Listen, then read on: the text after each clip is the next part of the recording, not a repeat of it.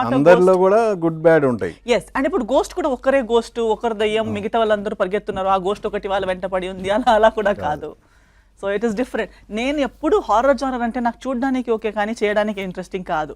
Because ఇంతే కదా options, ఇంతే మీరు చెప్పినట్టు. ఒకటే నేనే దయ్యం అయి ఉండాలి, లేదా నేను విక్టిమ్ అయి ఉండాలి, ఒక పెద్ద ఇంట్లో నేను ఒక అమ్మాయి అయి ఉండాలి.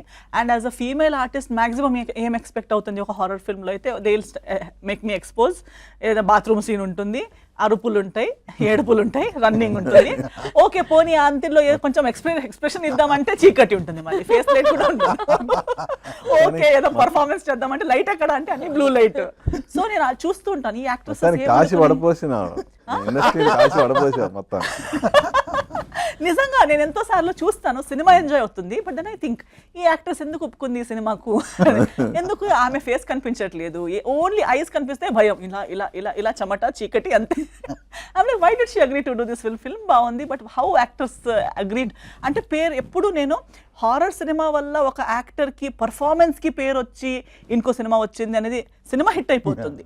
యాక్టర్స్కి ఏం పేరు రాదు నార్మల్ హారర్ సినిమాలో, because they think unless it was something out of the box. But even if it is Hollywood film or South Indian film, Bollywood film, horror ఫిల్మ్స్కి పేరు వచ్చింది కానీ దాని వల్ల యాక్టర్స్కి పెద్ద హైప్ ఏం రాలేదు. చంద్రముఖి వచ్చింది కదా, దానికి స్టోరీ ఉండే కదా, దానికి స్టోరీ ఉండే. రజనీకాంత్ గారి కంటే ఎక్కువ పేరు వచ్చింది. Yes, because that was not a typical horror film. 100%. మాది కూడా టిపికల్ హారర్ కాదు. ఒరిజినల్ మలయాళ వర్షన్ నేషనల్ అవార్డు కూడా వచ్చింది. అవును, బికాస్ అందుకే దానికి హారర్ కి కూడా ఒక రీజన్ బ్యాక్ స్టోరీ ఉంది కాబట్టి. ఇక్కడ కూడా నాకు ఫస్ట్ హారర్ జానర్ అనగానే నాకు వద్దండి, I will not do it. Then when I heard it is when I realized ఇది ఆ హారర్ కాదు, ఇది ఒక off beat out of the box horror film. This is not starting to finish horror లాంటి film కాదు కాబట్టియే నాకు interesting అనిపించింది. And that's why I got into this